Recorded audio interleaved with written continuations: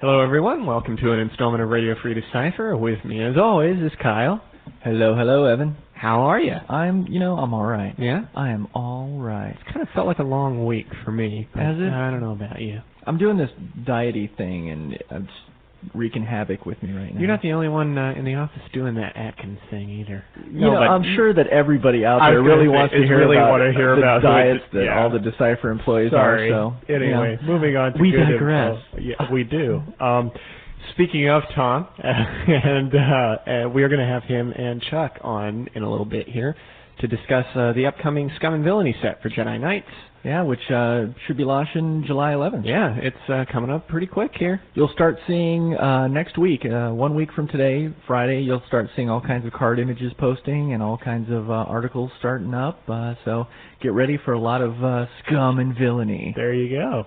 So tell us a little bit about Trek. What's going on in the world of Trek? What is going on in the world of Trek? Well, we've done most of the breakdown from the playtest, and we had version 2 of the cards go out, and now we're breaking those down, and version 3 of the cards is going out. It's a process. It is a long process. I'm not sure people quite appreciate how involved it can get, but the art department is cruising along on cleaning up images, and it actually is fun. That's a nice stage of the process for me. Cool. Because you just kind of get to see. Suddenly, you'll open a file, and the images kind of update automatically, and suddenly an image will just kind of pop in there, and it'll be sharp, and it's like, hey, that suddenly looks like a card. I saw Mike downstairs. He's one of our art guys working on some board drone somebody or other, and it looked just cool. There were like deep greens and rich blues, and Mike really cool. is very, very gifted artist, and some of the stuff that he is turning out for this set just looks incredible. There's this creepy shot of the Borg maturation chamber with this little embryonic drone in it that just looks really great. Cool. And that is among the many good images you'll see coming in the set. Well, also big in Trek news is that we have our first ever Star Trek expert player. That's right. Ian Vincent from the UK. Congratulations, finally Ian. cracked the 2,000 barrier. That's right. How do you feel about that? I'm feeling like it's about time we finally had somebody break over the barrier. I mean, it's been talked about on the list for and there have been a lot of people many months. Have been really close. I think they had a little bet going about who was going to pull it off. That's what I hear. And now I hear that the other top players that did not beat Ian to the punch now have to sing the national anthem for for Great Britain at DecipherCon this year. So there may be a ceremony about that. That'll be fun. That'll be lots of fun. So congratulations, Ian. Yeah, congratulations.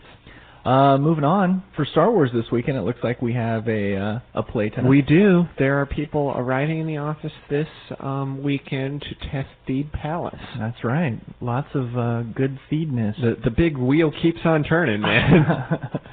So that'll be fun. We'll have to take all those guys out and watch a movie sometime in between all the playtesting. So look for loads of information coming out for Coruscant soon as well.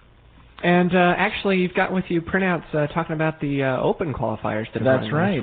There were RamapoCon happened last week. Hyperlight had actually Hyperlight only had the Young Jedi portion of their championships. But I just wanted to go ahead and read off some winners real quick for the Ramapo 3 Open Championships for Star Wars.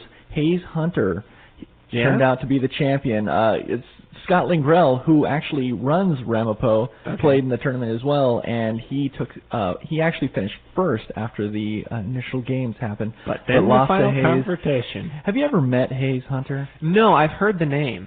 He is a Goliath. He must be 7 feet tall or something. He is enormous. He's so tall. I guess I'm just getting a special laugh out of this, working on a set with all these Hirogen in it, about this giant guy named Hayes Hunter. I'm just amused. So that was the Star Wars event. For Star Trek, David Goldberg beat out John Corbett for the finals, but still both of those people get the buy-in to Day 2 of the World Championships. Right. Both of them were using Delta Quadrant, I think. Really? Or at least one of them Voyager was using Delta Quadrant. Yeah, it was... Cool. It was interesting to read that. A little Delta spatial scission. Yes, there was lots of spatial scission. I heard that's a really cool mechanic. I see a lot of deck designs based on that card right now. Cool. For Young Jedi, Bob Diamani beat out Pat Sullivan in the championship games. So congratulations to both of those two, and they both get the buy into Day 2 of the World Championships. In Jedi Knights, Brian Goins beat out Brian Terwilliger. It was the Battle of the Bryans, and evidently it was a tiebreaker that determined the championship. Really? Okay. Yeah, which is really interesting. Over in Vancouver at the Hyperlight Open, it was only the Young Jedi event was played, and Ryan Norman beat out Narian Cook for the championship. But still, again, both those guys get the buys into Day 2 of the World Championships. So congratulations to all you guys. Absolutely. You are the first of That's many. Right. That's right. Not this weekend. There are no opens this weekend, but next weekend there's some opens. Collectormania in Denver has the Young Jedi Open Championships. It's the Collectormania Open. And that looks to be it for right now. That'll most of the events will happen the weekend after that, or starting into July. A lot of events are going to be in July and August. So be ready for the opens. Fun. Yes, absolutely. All right, so I am actually going to give up my mic here so that we can get Tom and Chuck in and talk to them about Jedi Knights. All right, now we have with us Chuck Kallenbach and Tom Lischke. How are you guys doing today? Hi, good morning. Pretty good, Kyle. Excellent. Can you guys tell us a little bit about what's going on in the land of Jedi Knights and Scum and Villainy? There's much exciting stuff on the way. Of course, the big news is that we're giving you some independent heroes so that you can play three-sided Star Wars like you've wanted to play for years and years and years. So does that mean, three-sided Star Wars? How exactly does that work? Okay, well, there's two independent heroes, which is Jabba the Hutt and Boba Fett. And they basically allow you to play with two other players. Basically, you've got an Empire player, an Alliance player, and an independent player, which can be either Fett or Jabba. And those people all contest for the same planets. All right, so we can have Luke versus Vader versus Boba Fett. Right, and nobody likes anybody. Nobody likes anybody. That's right. So we provide the complete set of rules for how to play a three-sided game now, in addition to the two-sided game you've been playing. So now you can play multiplayer Jedi Knights with 2 players, 3 players, 4 players, 6, or 8. So 6 players would be 2 versus 2 versus 2, like Han and Luke versus Tarkin and Vader versus Jabba and Fett. Or it could be 3 versus 3. You could play 3 of the Alliance heroes versus any 3 of the Empire and or independent heroes on the other side. Mix and match. It starts to get pretty cool there. Yeah. It's like a barroom brawl on the table. That's what the three-sided game is really like, is a big barroom brawl where it's you look for the weak link and you just pound them. So you got they have to make sure you don't get in a bad situation because you're going to get whacked by one of the other 2 sides. It seems to me that there's going to be a little bit of political manipulation going on too. Like, come on, man, I won't attack you if you don't mess me up. The three-sided game has a little bit of a political element to it, which is kind of fun. That's something that we don't get a lot of, and you don't really see in the team games. I mean, in the team games, it's obvious you're all against the other side, but a three-sided game, there could be deals and maneuvers and.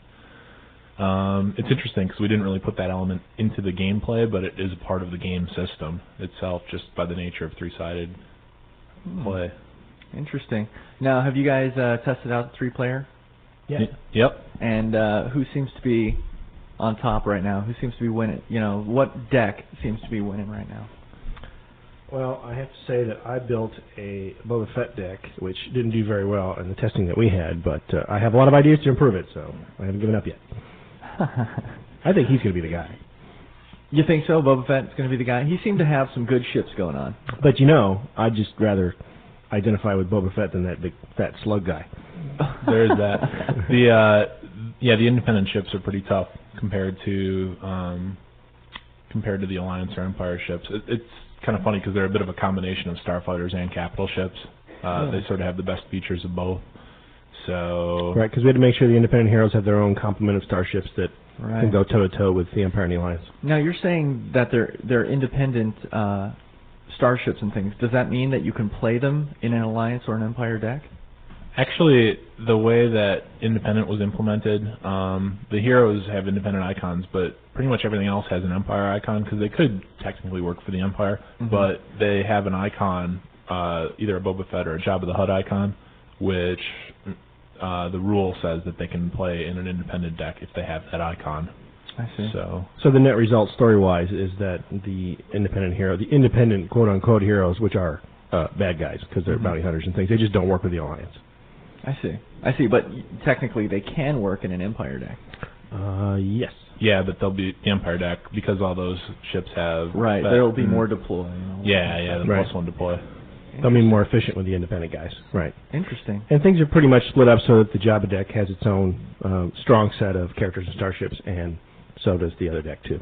So. All right, where's my favorite Gand going to be? What kind of deck's he going to be in? Is he in... I think he's in Jabba. That'd be Zuckuss. Actually, I don't remember off the top of my head. He's probably in Jabba because he was a little more closely tied to the court than right, because he was hanging out with Forlom, and Forlom was reprogrammed by Jabba. Yeah, when we had to split up those stories, we had to dig a little bit into backstories and try to make some decisions based on that, as well as gameplay balance. Some of those guys are just higher power, like IG-88, and some of them do more subtle things, like your favorite Gand, for instance. Right. Now, that sounds really cool, all that cool multiplayer stuff. I can't wait to start playing with it. What else does Scum and Villainy hold for us? Any kind of new card types or anything? Yeah, actually, it's kind of fun. We're going to have a chance to implement Jedi and Sith powers in a way that, I know, I've always felt like I wanted to see it done. So you're talking like Control, Sense, Alter? Yeah, they're getting their own class of cards. Really? And they're tied specifically to the Jedi or Sith who can use those powers. So it's not just tied to, like in SWCCG, it's just tied to ability, and you can have Grand Moff Tarkin sensing interrupts, which is always kind of rough on the simulation from my point of view. So actually, all of the how many are there? There's five characters that have access to these. Vader, the Emperor. So you'll have like a Luke sense card or some sort of thing like that, some sort of Jedi power card. Right, but he might also have that one. Battle Focus is called. Battle Focus it became. He'll have a lightsaber defense card maybe, or a lightsaber attack card. Oh, interesting. It's just tied directly to their force powers. Cool. Now, I also saw you guys had the press sheets up there the other day. You looking over them. I saw a lot of orange on the press sheet. What's that all about? There'll be an article on the website that's going to have an illustration of a 3-player game in progress, and it shows the new orange force cards. There are orange force cards. Now, can I mix the orange and the green force cards? Nope. No. So if I play a green force card deck, I have to have all the green force cards, and I can't use any orange. And if I use orange, I can't have any green in my force deck. Correct. Now, just to confuse you, there's an exception because we are also including another color, which is a wild color, which basically, you could have green and this wild color, or you could have orange plus this wild color. I see. Now, are the numbers on the orange ones, they must be different than the green ones. Okay. They're more orangey numbers instead of like more green numbers that you would have in the green force deck. Yeah, no. It's a different structure. Sure. Yeah, it's a little different, just a little. Actually, if you look at it, their totals come out the same. Like if you totaled all the orange force cards, the deploy credits would be equal to the total deploy credits off the green cards and stuff like that. But the curve the curves of the draw and deploy are different compared to the curves for the green cards. Interesting. Now, I was getting some of the cards ready for the website the other day, and one image really stuck out for me. That was 2-1B. That image is so awesome. Yeah. I can't wait for everybody to see that. What are your favorite images from the set? Well, I like the new. There's new images of Fett, which are really, really cool. And you just seem to be a really big Fett fan. I like that guy. Ever since I found out that Boba Fett is really Luke's mother, I've really been a fan of Boba Fett. I found that out many years ago. So, yeah, I'm a big fan of the independent ships, the bounty hunter ships and whatnot. They really look sharp.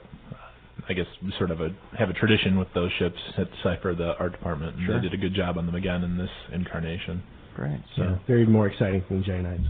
Great. Well, if I head upstairs in the near future here, you guys got a deck for me, and we'll play some 3-player? Yeah, we can do that. Excellent. Yeah. All right, thanks for coming on, guys, and talking to us about multiplayer Jedi Knights and all about Scum and Villainy. Thanks, Kyle. Sure, Kyle.